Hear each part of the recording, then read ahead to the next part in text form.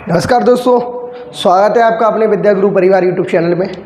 मेरे प्यारे दोस्तों, हम लोग भारत के मौलिक अधिकारों को पढ़ रहे थे और भारत के संविधान में जो मौलिक अधिकार हैं उनके बारे में मैं आपको पूरा इतिहास, कैसे मौलिक अधिकार आए, इनकी संख्या कितनी है, वर्तमान संविधान में कितनी है, ये सब हम आपको प्रीवियस वीडियो में बता चुके हैं। तो दोस्तों, आज हम आर्टिकल नंबर 23 से शुरू करना है। तो आर्टिकल 23 से लेकर 24 तक शोषण के विरुद्ध अधिकार की बात करता है। शोषण के विरुद्ध अधिकार। तो शोषण के विरुद्ध अधिकार क्या कहते हैं, इसके बारे में हम बात करते हैं। तो आर्टिकल 23 और 24 कहता है शोषण के विरुद्ध अधिकार। तो इसमें आर्टिकल नंबर 23 कहता है कि मानव का क्रय विक्रय या बलात्श्रम नहीं किया जाएगा। मेरे प्यारे दोस्तों, ये बात कहने का मतलब इनका इतना सा है कि आप मानव का बलात्श्रम और मानव को आप खरीद फरोख्त नहीं सकते, मानव को आप ज़बरदस्ती काम नहीं करा सकते। अगर आप उससे काम कराएंगे तो आपको कुछ ना कुछ उसको पैसा देना पड़ेगा, यानी उसका जो भी पैसा लगेगा वो आपको देना पड़ेगा। तो मानव का क्रय विक्रय और बलात्श्रम नहीं किया जाएगा। इसका मतलब ये हुआ कि जो महिलाएं, पुरुष, बच्चे जो बिक जाते हैं वो नहीं खरीदे जाएंगे। बलात्श्रम का मतलब हो गया कि जो दबे कुचले वर्ग से लोग आते हैं उनको खरीदने का काम या उनके द्वारा बल के आधार पर कराया गया काम उनसे नहीं किया जाएगा। अगर ऐसा होता है तो वो अपनी आवाज़ उठा सकते हैं। आर्टिकल नंबर 24 में कहा गया, आर्टिकल 24 में कहा गया कि 6 से 14 वर्ष के बच्चों को 6 से 14 वर्ष के बच्चों को किसी फैक्ट्री में 6 से 14 वर्ष के बच्चों को किसी फैक्ट्री में, कारखानों में नहीं लगाया जाएगा। तो 6 से 14 वर्ष के बच्चों को आप किसी भी फैक्ट्री या कारखानों में नहीं लगाएंगे। अगर आप ऐसा करते हैं तो भारत के संविधान के खिलाफ है, क्योंकि भारत के संविधान में एक RTE है। RTE का मतलब होता है राइट टू एजुकेशन, जिसको हम बोलते हैं शिक्षा का अधिकार, जो आर्टिकल नंबर 21A में आता है। तो अब यहाँ पर क्या है, RTE क्या है? RTE यही तो कहती है कि 6 से 14 वर्ष के बच्चों को हम क्या देंगे, शिक्षा देंगे। तो 6 से 14 वर्ष के बच्चों को जब हम शिक्षा देंगे, तो अब यहाँ पर 6 से 14 वर्ष के बच्चों को हम शिक्षा दे रहे हैं और यहाँ पे हमने लिखा कि फैक्ट्री या कारखानों में नहीं लगाएंगे। तो अगर मान लीजिए मैंने फैक्ट्री या कारखानों में लगा देंगे तो फिर यहाँ पर शिक्षा नहीं ली जा सकती ना। इसी वजह से ये कहा गया कि भैया ये सारा काम क्या करेंगे, हम लोग 6 से 14 वर्ष के बच्चों के लिए अप्लाई करेंगे। तो इसका मतलब ये हुआ, कि आप जो भी बच्चा काम करेगा, तो अब कहने का मतलब है कि बल श्रम या बलात्श्रम या 6 से 14 वर्ष के बच्चों के लिए भारत में सबसे पहले ये बात कब की गई थी, तो लॉर्ड रिपन के द्वारा की गई थी। लॉर्ड रिपन ने उपरोक्त आर्टिकलों को, यानी उपरोक्त विचार सबसे पहले दिया था कि किसी भी व्यक्ति का क्रय विक्रय या बलात्श्रम नहीं किया जाएगा। ठीक। और 6 से 14 वर्ष को राइट टू एजुकेशन जो भारत में लागू किया गया था वो 2010 में लागू किया गया था। 2010 में इसको लागू किया गया था, RTE राइट टू एजुकेशन। अब 2010 में इसको लागू किया गया और लॉर्ड रिपन के द्वारा ये सबसे पहले विचार दिया गया था। तो मेरे प्यारे दोस्तों, 6 से 14 वर्ष के बच्चों को भारत सरकार क्या देगी, निःशुल्क शिक्षा देगी। अब जो निःशुल्क शिक्षा देगी, तो आर्टिकल 21 से शिक्षा का अधिकार क्या कहता है, आर्टिकल 21 ये कहता है कि निःशुल्क शिक्षा दी जाएगी। तो निःशुल्क शिक्षा के तहत, जैसे मान लीजिए, अब निःशुल्क शिक्षा में कहाँ मिलती है, निःशुल्क शिक्षा में मिड डे मील में मिलती है।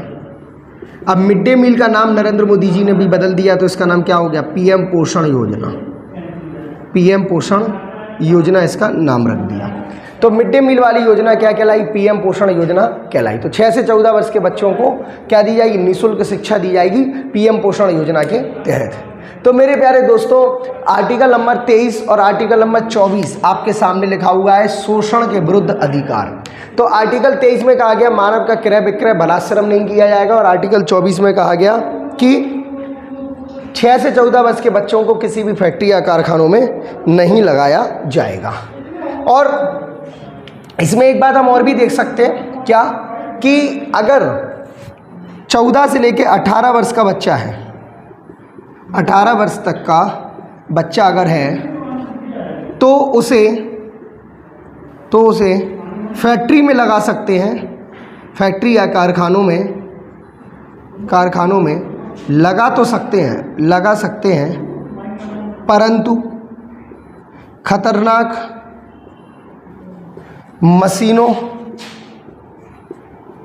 या खतरनाक कार्यों में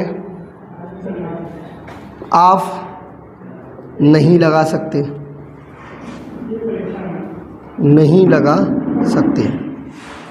तो 14 से 18 वर्ष का अगर कोई बच्चा है तो उसको आप फैक्ट्री या कारखानों में लगा सकते हैं, परंतु उसे किसी खतरनाक कार्यों या मशीनों में नहीं लगा सकते।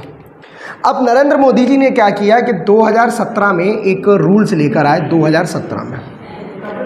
2017 में क्या हुआ कि एक मौलिक अधिकार में संशोधन हुआ, मतलब थोड़ा सा इसको सुधार किया, और इसमें कहा गया कि 6 से 14 वर्ष के बच्चों को आप काम पर लगा सकते हैं,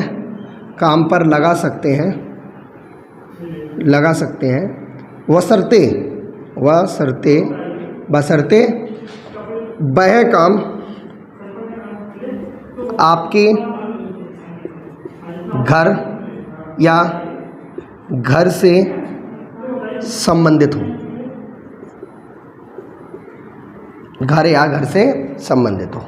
तो ये क्वेश्चन ग्रुप डी में पूछा गया है कि कौन से मौलिक अधिकार में 2017 में संशोधन किया गया, तो आर्टिकल नंबर 24 में ये संशोधन किया गया।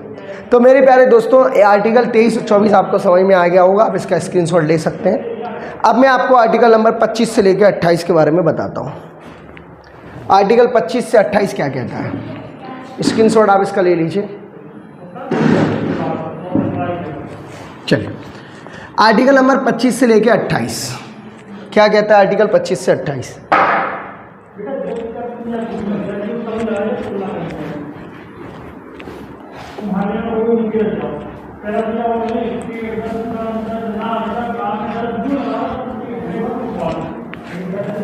आर्टिकल नंबर 25 से 28 कहता है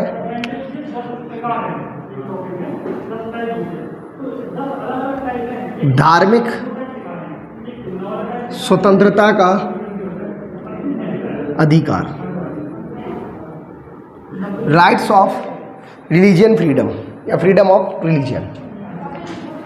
तो धार्मिक स्वतंत्रता का अधिकार आर्टिकल नंबर 25 से लेकर 28 की बात करता है, लेकिन आर्टिकल नंबर 25 कहता है कि व्यक्ति को किसी भी धर्म के रीति रिवाज को मानने का अधिकार, व्यक्ति को किसी भी धर्म के रीति रिवाजों को मानने का अधिकार, आर्टिकल नंबर 25 में बात कही गई। अब इसमें क्या है, इसमें है कि भाई आप हिंदू हो या मुस्लिम हो, सिख हो या ईसाई हो, आप किसी भी धर्म तो हो, तो आप उसके रीति रिवाजों को मान सकते हैं, चला सकते हैं।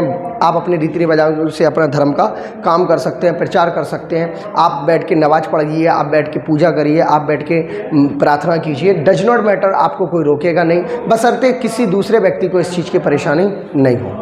तो आर्टिकल नंबर 26 में कहा गया, आर्टिकल 26 में कहा गया कि किसी भी, अब देखो आप रीति रिवाज मानेंगे तो किसी भी धार्मिक सम्मेलन या आयोजन करने का अधिकार, किसी भी धार्मिक सम्मेलन को आयोजन करने का अधिकार। यानी अभी जैसे गणपति जी का त्यौहार चल रहा है, तो लोगों ने गणेश चतुर्थी मनाई, गणेश जी का कल ग्यास के दिन ढोल ग्यास कल बोलते हैं, तो उस दिन उनका विसर्जन हुआ, लोगों ने विसर्जन किया, सरकार ने उसके लिए भी परमिशन दी। अभी अनंत चौदस आएगी सरकार, उसके लिए भी परमिशन देगी। तो कहने का मतलब है कि सरकार किसी भी हाल में कोई भी धार्मिक कार्यक्रम पर रोक नहीं लगाती। ईद हो तो सरकार ईद के लिए भी परमिशन देती है, प्रकाश पर्व हो तो सरकार प्रकाश पर्व के लिए भी परमिशन देती है, और अगर ईसाइयों का बड़ा दिन जो 25 दिसंबर या होली क्रिसमस जो भी हो तो सरकार के लिए भी परमिशन देती है। तो कहने का मतलब है किसी भी धार्मिक सम्मेलन का आप आयोजन करने का आपको अधिकार मिला हुआ है कि आप किसी भी चीज़ में आयोजित धार्मिक सम्मेलन कर सकते हैं। अब जैसे जी चीन के अंदर अगर हम जाएं तो चीन इसमें अपवाद है। अब चीन में मुसलमानों को पूरी स्वतंत्रता नहीं है। चीन में मुसलमानों को फिर भी पूरी स्वतंत्रता नहीं है। वहाँ के मुसलमान आज भी अपने भगवान को, अपने ईश्वर को याद करने में चीन से परमिशन लेते हैं। लेकिन हमारे पाकिस्तान के मुसलमान इस बात को समझते नहीं हैं, वो भी चाइना के दोस्त बने घूमते हैं। तो चीन में इस बात की कोई दिक्कत नहीं आती। ठीक, अब इसके बाद आर्टिकल नंबर 27 है। आर्टिकल 27 में कहा गया कि आपकी जो आय होगी, आय को धार्मिक आय पर, आपकी आय पर धार्मिक कर नहीं लगाया जाएगा। मतलब आपकी जो भी इनकम है उस पर कोई भी धार्मिक कर नहीं लिया जाएगा, आपकी जो इच्छा पर होगा। जैसे हिंदू लोग हैं 10 बंद देते हैं, 10 बंद। मुस्लिम लोग हैं ज़कात देते हैं या सदका देते हैं। तो ये इनकी इच्छा पर है, उन्हें अगर देना है दे और नहीं देना है नहीं दे। उनकी आय से ऐसा कोई भी रूल नहीं है कि सरकार ज़बरदस्ती आपसे वसूले। धार्मिक लोग वसूल सकते हैं लेकिन सरकार आपको ये नहीं वसूलेगी, क्योंकि सरकार कहती है कि आय को धार्मिक कर से मुक्त रखा जाएगा। आय को धार्मिक कर से मुक्त रखा जाएगा। इसके बाद आर्टिकल नंबर 28 कहता है कि जो भी संवैधानिक संस्थाएं हैं, संवैधानिक संस्था, या हम ऐसे कह सकते हैं कि राज्य द्वारा प्रायोजित स्कूल कॉलेज, राज्य द्वारा प्रायोजित स्कूल और कॉलेज, ठीक, में धर्म की शिक्षा नहीं दी जाएगी। राज्य द्वारा स्कूल और कॉलेजों में आपकी धर्म की शिक्षा नहीं दी जाएगी। जो भी संवैधानिक संस्थाएं उनमें धर्म की शिक्षा नहीं दी जाएगी। उनमें जो भी शिक्षा होगी वो भौतिकतावादी होगी, यथार्थवादी होगी, वास्तविकता में होगी। धर्म की शिक्षा ये नहीं दी जाएगी कि आपसे कुरान पढ़वाया जाए, आपसे भगवत गीता पढ़वाई जाए, आपसे बाइबल पढ़वाया जाए, ऐसा कुछ भी इनमें नहीं होगा। आर्टिकल 28 में कहा गया कि राज्य द्वारा प्रायोजित स्कूल कॉलेज में कोई भी धर्म की शिक्षा हम नहीं देंगे। तो आर्टिकल नंबर 25 से लेकर 28 क्या कहता है? आर्टिकल 25 से लेकर 28 कहता है धार्मिक स्वतंत्रता का अधिकार। आर्टिकल 25 में कहा गया व्यक्ति को धर्म के रीति रिवाजों को मानने का अधिकार। आर्टिकल 26 में कहा गया किसी भी धार्मिक सम्मेलन को आयोजन करने का अधिकार अपवाद के रूप में चीन को रखा गया। ठीक, आर्टिकल 27 में आय पर धार्मिक कर नहीं लगाया जाएगा, दंशबंद या ज़कात सदका जैसी चीज़ें नहीं होंगी। और आर्टिकल 28 में कहा गया कि संवैधानिक संस्थाएं राज्य द्वारा प्रायोजित स्कूल कॉलेज में धर्म की शिक्षा नहीं दी जाएगी। तो आप इसका स्क्रीनशॉट ले लीजिए। आर्टिकल नंबर 25 से लेकर 28 तक पूरी चीज़ें मैंने आपको इसमें बता दी हैं। अब आता है हमारा आर्टिकल नंबर 29। तो आर्टिकल नंबर 29 और 30 क्या कहता है, इसके बारे में हम बात कर लेते हैं।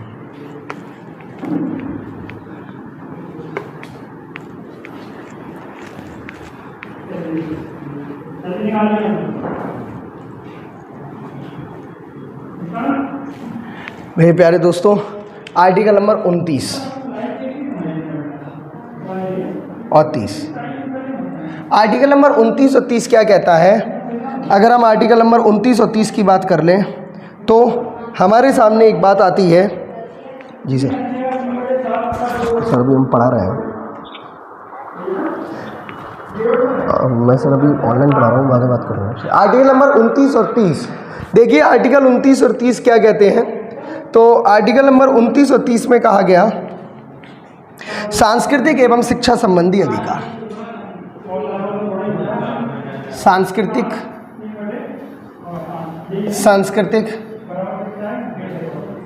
एवं शिक्षा संबंधी अधिकार।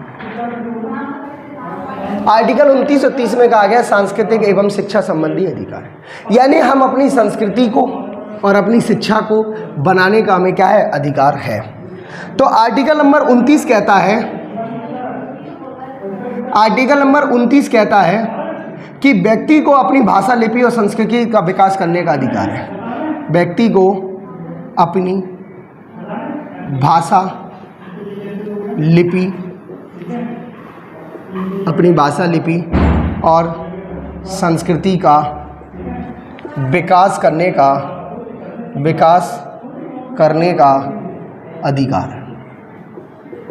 यानी हम ये कह सकते हैं कि जो भी व्यक्ति होगा वो अपनी भाषा, लिपि और संस्कृति, यानी अपनी भाषा जैसे हिंदी हमारी भाषा है, देवनागरी हमारी लिपि, और हमारी संस्कृति क्या है, बड़ों का सम्मान करना, धर्म की रक्षा करना, धर्म के साथ रहना, सभी धर्मों का आदर करना, बड़े लोग, वसुदेव कुटुंबकम पर जीना, यानी हम दो हमारे दो और हम विश्व हमारा क्या है, पूरा परिवार है, तो उस पर हम लोग जीने का काम करते हैं। पूरी विश्व में शांति की बात करते हैं, तो वसुदेव कुटुंबकम पर हम जीने का भी प्रयास करते हैं।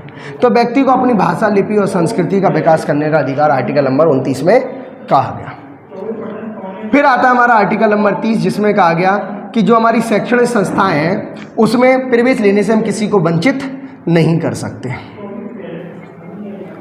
शैक्षणिक संस्था जो है, संस्थाएं हैं, उसमें प्रवेश लेने से वंचित नहीं किया जाएगा। अब जो हमारी शैक्षणिक संस्थाएं हैं उसमें प्रवेश लेने से उन्हें वंचित नहीं किया जाएगा।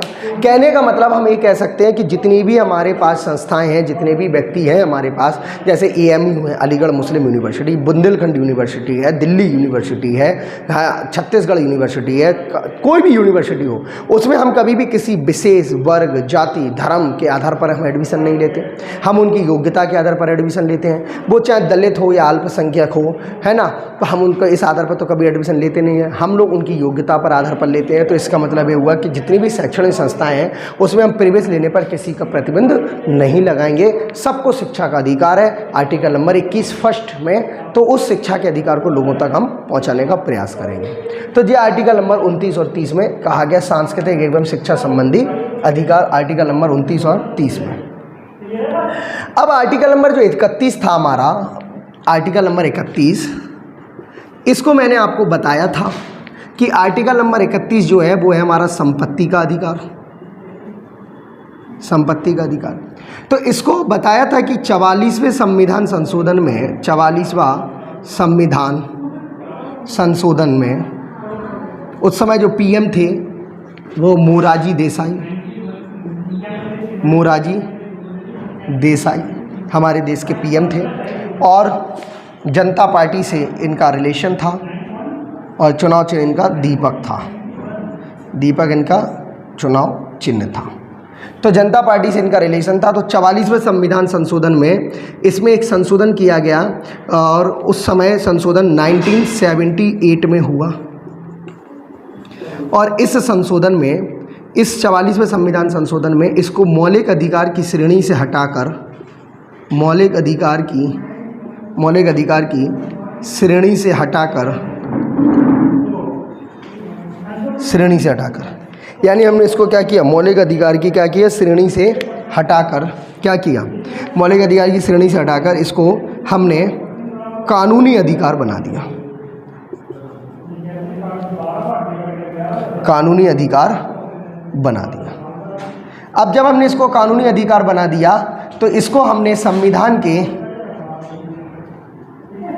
आर्टिकल नंबर 300A में शामिल किया। इसको हमने संविधान के आर्टिकल नंबर किस में शामिल किया, 300A में इसको हमने शामिल किया। तो ये एक एडिशनल चीज़ है जो बहुत बार एग्जाम में पूछी जा रही है और पूछी जाएगी। तो आर्टिकल नंबर इसको 300A में हमने शामिल कर दिया, और इसी कानूनी अधिकार को हम विधिक अधिकार के नाम से जानते हैं। विधिक अधिकार के नाम से हम इसको जानते हैं। तो इस तरह से जो हमने इसको संविधान के आर्टिकल नंबर 300A में डाल दिया गया। तो हम इसको बोल सकते हैं राइट टू वेल्थ या राइट टू प्रॉपर्टी। तो संपत्ति का अधिकार इसको हमने हटा दिया।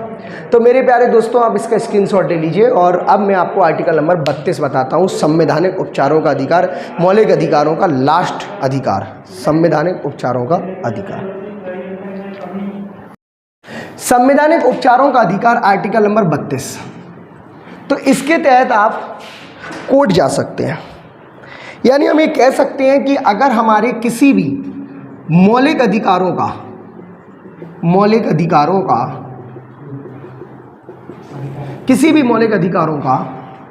हनन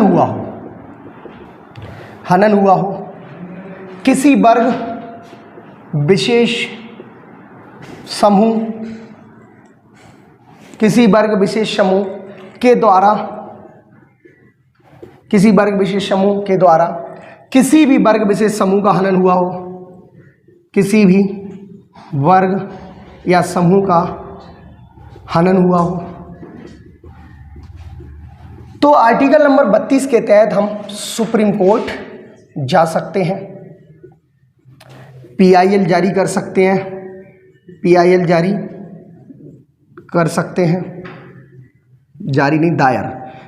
दायर कर सकते हैं।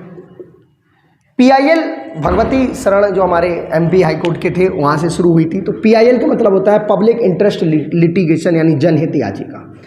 इसके अलावा हम आर्टिकल नंबर 226 के तहत हम हाई कोर्ट भी जा सकते हैं, तो आर्टिकल 32 को डॉक्टर B.R. अम्बेडकर जी के द्वारा इस आर्टिकल 32 को संविधान की आत्मा कहा था। संविधान की आत्मा डॉक्टर B.R. अम्बेडकर जी ने संवैधानिक उपचारों को कहा, और ऐसा इसलिए उन्होंने कहा क्योंकि अगर आर्टिकल नंबर 32 नहीं होता तो भारत के संविधान में मौलिक अधिकार तो होते, लेकिन उन्हें सुधारने के लिए, उन्हें सही करने के लिए, उन्हें संभालने के लिए, उन्हें लागू करवाने के लिए हमारे पास कोर्ट नहीं होती। तो डॉक्टर B.R. अम्बेडकर जी ने इसलिए इसको आत्मा कहा कि अगर कोई भी वर्ग समूह विशेष के द्वारा किसी भी वर्ग समूह विशेष के अधिकारों का उल्लंघन हो तो आपको आर्टिकल 32 के तहत आप सुप्रीम कोर्ट चले जाओ और आर्टिकल 226 के तहत आप हाई कोर्ट पहुंच जाओ। वहां पर आपके अधिकार पूरी तरीके से, आपकी बात सुनी जाएगी और आपके अधिकारों को लागू करवाया जाएगा, भले ही वो सरकार ने किया हो या किसी व्यक्ति के द्वारा किया गया हो। तो आर्टिकल नंबर 32 में इसी वजह से 5 प्रकार की रिटों की बात कही गई। तो 5 प्रकार की रिट होती हैं हमारे संविधान में। ये 5 प्रकार की रिटें जो हैं वो कौन कौन सी हैं, तो यहाँ पे मैं आपको लिख रहा हूँ। पहली रिट है बंदी प्रत्यक्षीकरण, इसको हम बोलते हैं हैवियस कार्पस। दूसरी रिट है हमारी 5 प्रकार की रिटों में, तो दूसरी रिट है हमारी परमादेश। तीसरी रिट है हमारी अधिकार परीक्षा, और चौथी रिट है हमारी उत्प्रेषण, और 5वीं रिट है हमारी प्रतिषेध, प्रोविहेंसन, क्यू वारंटो, सैरिटेरियो, उत्प्रेषण। तो इस तरह से हमारी 5 प्रकार की रिटें होती हैं जिसको कोर्ट क्या करता है, जारी करता है। ये 5 प्रकार की रिटें। बंदी प्रत्यक्षीकरण यानी 24 घंटे के अंदर व्यक्ति को सशरीर पेश करना पड़ेगा, 24 घंटे के अंदर व्यक्ति को सशरीर पेश करना पड़ेगा। परमादेश का मतलब होता है परम आदेश, हम आदेश देते हैं, कोर्ट इसमें आदेश देती है। तो इसमें हम यहाँ शॉर्ट में आपको बता देते हैं परम आदेश, क्योंकि आप पता है कि पैट के लिए इतना ही काफ़ी है। परम आदेश, हम आदेश देते हैं। अधिकार परीक्षा का मतलब होता है कि अगर कोई व्यक्ति अधिकारों के बाहर काम करता है, अधिकारों के बाहर काम करे तो कोर्ट उसको आदेश देकर उसको उसके अधिकार छीन लेती है। अधिकार के बाद काम करे तो उसे उसके अधिकार के अंदर लाया जाता है, उसके अधिकार के अंतर्गत लाया जाता है। उत्प्रेषण का मतलब होता है कि छोटे मतलब मामलों को ऊपर कोर्ट में मंगा लेना, मामलों को ऊपर कोर्ट में मंगा लेना। ऊपर कोर्ट में मतलब ये नहीं कि भाई पहली मंजिल से दूसरी मंजिल में मंगा लेना, मतलब हाई कोर्ट से सुप्रीम कोर्ट अपने पास ले सकता है। इस तरह से मामले ऊपर कोर्ट में आ जाते हैं। प्रतिषेध का मतलब होता है किसी चीज़ को रोक देना, रोक देना, किसी कानून को रोक देना प्रतिषेध कहलाएगा। तो इस तरह से 5 प्रकार की रिटें हमारे आर्टिकल नंबर 32 के तहत जारी की जाती हैं। अब इसके बाद आता है हमारा आर्टिकल नंबर 33, आर्टिकल नंबर 34 और आर्टिकल नंबर 35। ये तीनों के तीनों जो राइट्स हैं हमारे वो है सैन्य अधिकार। ये तीनों के तीनों हमारे राइट्स कौन से हैं? सैन्य अधिकार। आर्टिकल 33 सेना से है, 34 सेना से है, 35 सेना से। तो इनको आप केवल इतना समझिए कि ये सैन्य अधिकार हैं। जब सेना कहीं किसी भी राज्य में लग जाती है तो आर्टिकल 33, 34, 35 एक्टिव हो जाते हैं। तो इस तरीके से आपके पूरे के पूरे फंडामेंटल राइट्स आपको प्रीवियस वीडियो में और हमारी प्रेजेंट वीडियो में हमने अपलोड डाल दी हैं, आपको पढ़ा दी हैं। तो कैसा लगा आपको हमारा ये वीडियो और कैसा लगा हमारी जो मेहनत आपके द्वारा कराई जा रही है, वो आप कमेंट बॉक्स में वैल्यूएबल कमेंट जरूर करिएगा। और कैसे जो वीडियो को आप ज़्यादा से ज़्यादा लाइक, सब्सक्राइब और शेयर जरूर कीजिएगा। दोस्तों, आप हमारे विद्या गुरु क्लासेस ऐप से जुड़ सकते हैं। हमारा ऐप है प्ले स्टोर पर विद्या गुरु क्लासेस के नाम से, और आप हमारे टेलीग्राम विद्या गुरु क्लासेस से जुड़ सकते हैं, जहां पे पर डे MCQ और करंट की चीज़ें डाली जाती हैं। आप हमारे ऐप पर जाकर सारे notes free, classes free notes भी उपलब्ध हैं, और टेस्ट भी UP-SSC पैट के 40 रुपये में 100 शर्ट पेपर भी अपलोड हैं। आप जाइए, कहीं आप चूक ना जाएं, देर ना करें। सिलेक्शन आपका, जिम्मेदारी हमारी। जय हिंद, जय भारत, जय संविधान।